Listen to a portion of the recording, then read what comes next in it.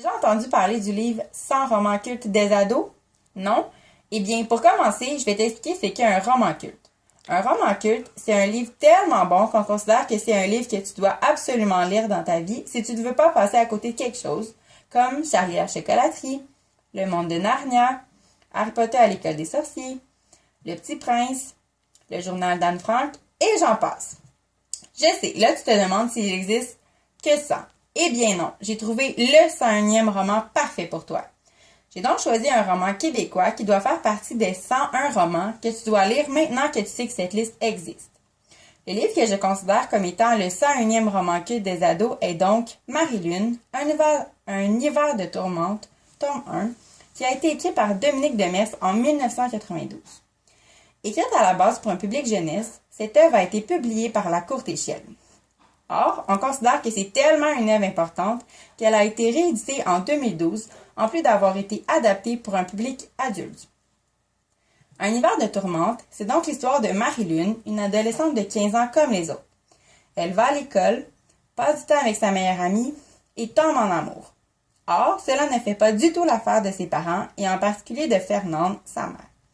Marie-Lune a toujours été très proche de Fernande, qu'elle considère comme l'une de ses meilleures amies, mais depuis quelques temps, celle-ci est méconnaissable. Elle a l'air malade, passe beaucoup de temps à l'hôpital et lance même des objets. Un matin, Marie-Lune apprend que sa mère est décédée.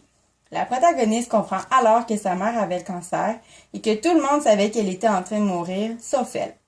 Marie-Lune a alors de la difficulté à comprendre pourquoi sa mère est décédée et elle le laisse difficilement paraître. Et Antoine, dans tout cela, comment faire pour être avec quelqu'un dans une relation que sa mère n'approuvait pas? Pour avoir des réponses à ces questions, il faut lire le roman.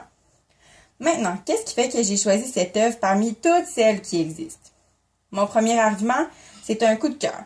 L'histoire est captivante. C'est facile de s'attacher à Marie-Lune, une adolescente drôle et vraie. De plus, l'auteur sait comment nous faire accrocher. On veut toujours savoir la suite et ça devient difficile de fermer le livre pour aller faire autre chose. J'ai adoré la finale avec la lecture des lettres que sa mère lui a écrites quand elle est née. Il y a des passages drôles, malgré les thèmes un peu plus difficiles. Laissez-moi vous lire 2 de ces extraits. Le premier extrait. C'est vrai que la cafétéria de la Polyvalente n'a pas très bonne réputation. Mario Levert jure que tous les plats du jour, pâté chinois, chili ou sauce à spaghetti, sont cuisinés avec du rat. Tous les midis, il achète 3 hot dogs. Il dit que les saucisses fumées sont faites de tripes, d'os et de toutes sortes de vieux restes. Yeux, oreilles, queue, mettez-en. Il ajoute que c'est 100 fois meilleur pour la santé que du pâté de rat. Le second extrait. Je me suis réveillée ce matin avec un bébé bouton éléphantesque sous le nez. Les boutons, c'est comme les embryons. Ça enfle tranquillement. Au début, notre face ne sait pas qu'elle est enceinte. Dans mon cas, l'accouchement ne devrait pas tarder. Le deuxième argument pour lequel j'ai choisi cette œuvre se rapporte au prix gagné et à la bonne réception de l'œuvre par les lecteurs et les critiques. L'œuvre a été finaliste au prix du gouverneur général, c'est-à-dire qu'elle a été classée dans les 5 meilleures œuvres qui se sont classées dans cette catégorie.